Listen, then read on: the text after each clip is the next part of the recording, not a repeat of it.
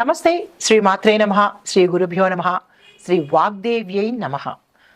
మనకి ఖగోళ శాస్త్రంలో దృక్పంచాంగంలో మనకి ఎప్పటికప్పుడు గ్రహాలు మారుతూ ఉంటాయి. ఈ రాశి నుంచి ఆ రాశికి ప్రతి 2.5 రోజులకి కొన్ని రాశులైతే ప్రతి నెలలకు 45 రోజులకు ఇలా వాటి యొక్క గమనాన్ని బట్టి ప్రతి నిమిషము మారుతూనే ఉంటాయి. గ్రహము అంటేనే చెరించేది అని అర్థం అనమాట. అయితే ఇప్పుడు మనకి చాలా అరుదుగా సంభవించే చంద్రమంగళ యోగము గురించి ప్రస్తావించబోతున్నాము. అయితే ఈ గ్రహాల యొక్క పరిభ్రమణము గమనము మనకి ఖగోళ శాస్త్రంలో ప్రతి సమయంలోనూ ఫ్రీక్వెంట్గా జరుగుతూ ఉంటాయి. అయితే ఈ ఒక రాశి నుంచి మరొక రాశికి ప్రతి గ్రహం మారే సమయంలో కొన్ని గ్రహాల కలయిక, ఒక్కొక్కసారి 2 గ్రహాలు కలుస్తుంటాయి, ఒక్కొక్కసారి 4, 5, 6 ఇట్లాగా వాటి యొక్క పరిభ్రమణం జరుగుతున్న సమయంలో మనకి రేపు ఫిబ్రవరి మధ్యలో అంటే 25 ఆ తారీఖులో మొత్తం 7 గ్రహాలు కలిసి ఒకే కక్షలో ఉండబోతున్నాయన్నమాట. అంటే ఇట్లాంటి వింతలు మన ఖగోళంలో ప్రతి నిమిషము జరుగుతూ ఉంటాయి. కొన్ని సంవత్సరాలకి అరుదుగా జరుగుతూ ఉంటాయి అన్నమాట. అలా అరుదుగా జరిగినదే ఈ చంద్రమంగళ యోగం అన్నమాట. అయితే ఈ చంద్రమంగళ యోగం వల్ల ఈ రాశులు మారడం వల్ల ఆ రాశి యొక్క గుర్తులకి రకరకాల ఫలితాలు వస్తూ ఉంటాయి. ఆ గుర్తుల్ని మనం అనుసంధానం చేసుకుంటూ ఏ రాశిలో ఏ గ్రహాలు ఎట్లాగా పరిభ్రమణం చేస్తున్నాయి, అవి ఏ సమయంలో చేస్తున్నాయి, వాటి యొక్క ఫలితాలు ఎలా ఉండబోతున్నాయి అనే అంశంలో మనకి ఫిబ్రవరి 26వ తారీఖు మాస శివరాత్రికి అంటే రిపీట్ ఇలా ఒక రాశి నుంచి మరొక రాశికి మారుతూ ఉండడం వల్ల అద్భుతమైన ప్రయోజనాలు ప్రతి ఒక్క రాశి వారికి కలగబోతున్నాయి. అయితే ఈ క్రమంలో ఫిబ్రవరి 26వ తారీఖు 2025 మహాశివరాత్రి సందర్భంగా మకర రాశిలో కుజుడు చంద్రుడితో కలయిక అవ్వడం వల్ల చంద్రమంగళ యోగం అనేది సంభవించబోతోంది. అయితే మనకి ప్రతి ఏడాదిలోనూ ఫాల్గుణ మాసంలో కృష్ణపక్షం చతుర్దశి రోజున మనకి మహాశివరాత్రి వస్తుందన్నమాట. అయితే ఈ సంవత్సరంలో ఫిబ్రవరి 26వ తారీఖు ఏర్పడబోతోంది. ఈ మహాశివరాత్రిని మనం చాలా వైభవంగా జరుపుకుంటూ ఉంటాము. ప్రతి నెల వచ్చేది మాస శివరాత్రి అయితే మహాశివరాత్రి సంవత్సరానికి ఒక్కసారే వస్తుంది. అయితే ఈ క్రమంలో శనిదేవుడు తన సొంత రాశి అయిన కుంభరాశి నుంచి శనిదేవుడు, శుక్రుడు, సూర్యుడు అరుదుగా కలయిక జరగబోతోంది. దీన్ని త్రిగ్రాహి కలయిక అంటారు. 3 గ్రహాల యొక్క సంయోగము కలయిక అనమాట. ఇది చాలా అరుదుగా మన ఖగోళ శాస్త్రంలో జరగబోతోంది. అయితే ఇది ఇలా జరగడం వల్ల మనకి ఏమి ఏర్పడబోతోంది, ఏ రాశులు ఎలాగా మనకి ఎఫెక్ట్ అవ్వబోతున్నాయి అనే అంశాలని చూద్దాము. అయితే ఈ కలయిక 300 సంవత్సరాల క్రితం ఒకసారి జరిగింది, మళ్ళా తిరిగి ఈ సంవత్సరంలో జరగబోతుంది అనమాట. అయితే ఈ చంద్రమంగళ యోగం అంటే ఏమిటి అందరికీ అంటే సంశయం రావచ్చు. చంద్రమంగళ యోగం అంటే ఏంటి, అది కూడా ఒక యోగమేనా అంటే ప్రతిసారి మనకి కొన్ని యోగాలు, కొన్ని రాజయోగాలు, కొన్ని మహారాజయోగాలు కూడా ఈ గ్రహాల మార్పు వల్ల జరుగుతున్నాయి.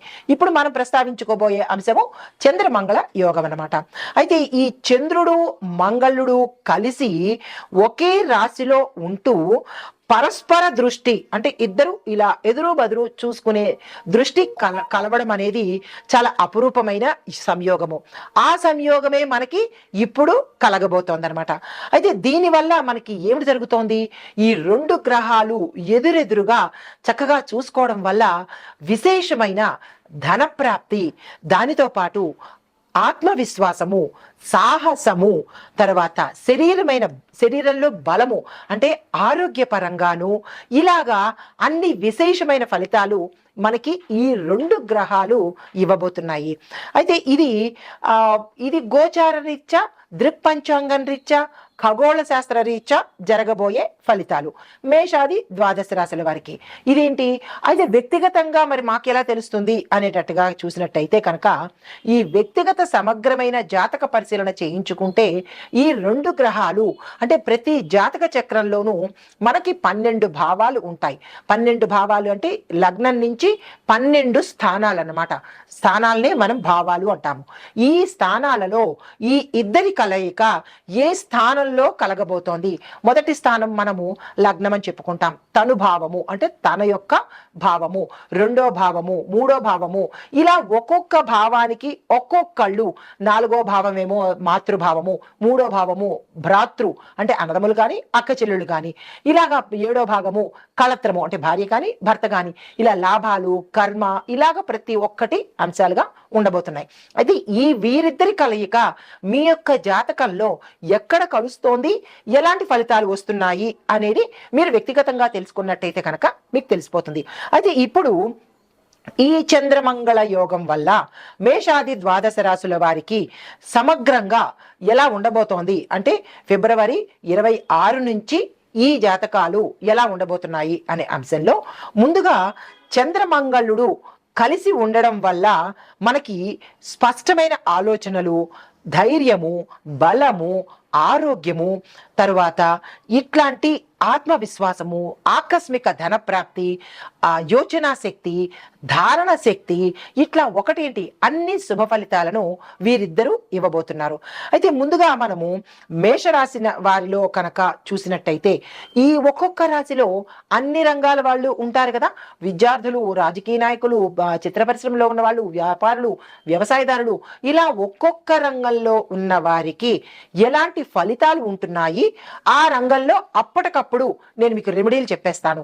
ఉదాహరణకు విద్యార్థులు ఉన్నారు, విద్యార్థులకు ఈ చంద్రమంగళ యోగం ఎలా కలిసి వస్తుంది, అప్పటికప్పుడు రెమెడీస్ ఏం చేసుకోవాలి అనే అంశాన్ని చాలా విపులీకరంగా స్పష్టంగా నేను మీకు ఇప్పుడు చెప్పబోతున్నాను.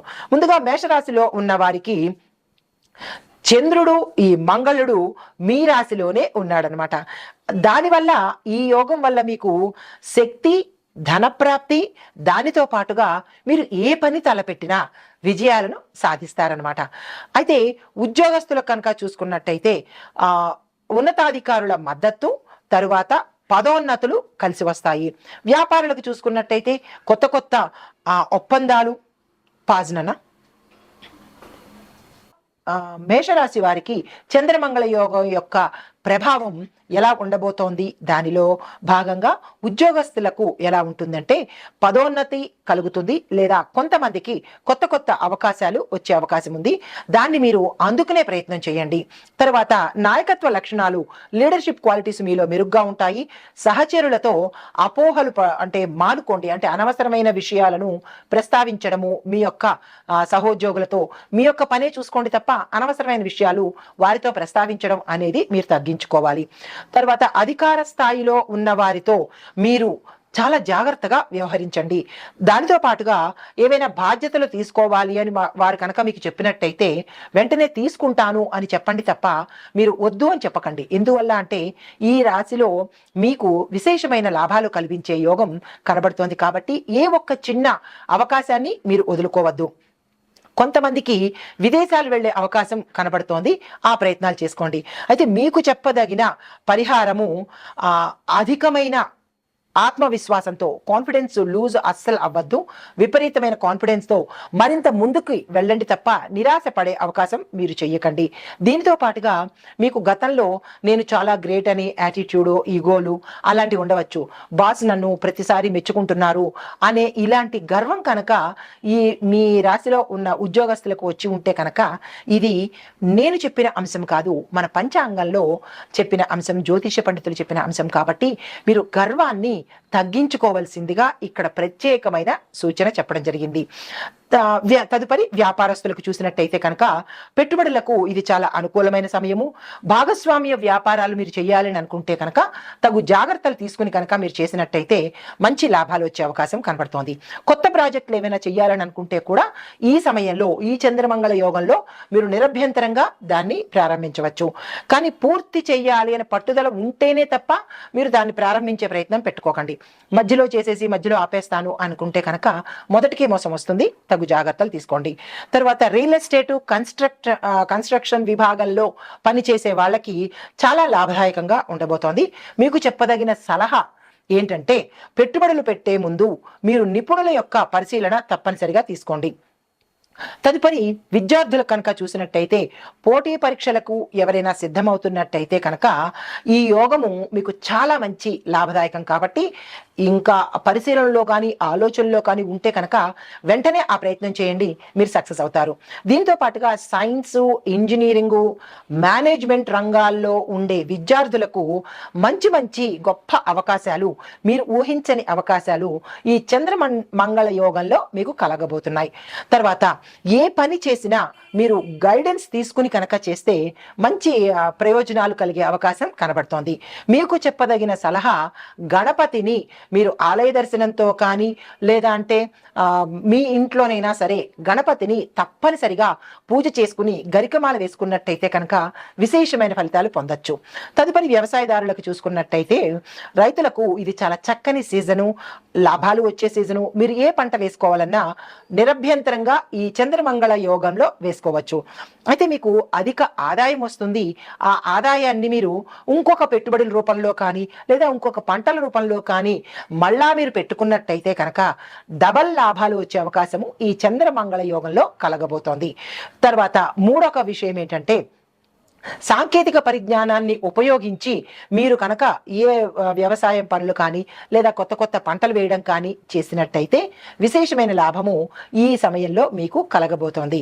మీకు చెప్పదగిన అంటే రైతులకు, వ్యవసాయదారులకు చెప్పదగిన సలహా ఏంటంటే, ప్రతి శనివారము నల్ల ఉలవలు అనేవి మార్కెట్లో దొరుకుతాయి. వాటిని మీరు మీ యథాశక్తి దానంగా ఇచ్చేస్తూ ఉండండి. ఇది ప్రతి శనివారము, ఎన్ని శనివారాలు అనే లెక్క లేదు, మీరు ప్రతి శనివారము ఇవ్వడము అనేది పెట్టుకోండి. అంటే ఈ చంద్రమంగళ యోగం ఉన్నంత వరకు మీరు ప్రతి శనివారము నల్ల ఉలవలు దానంగా ఇచ్చుకోవాలి. తదుపరి ఐటీ రంగంలో ఉన్న వారికి చూసినట్టయితే కొత్త కొత్త అవకాశాలు వస్తాయి.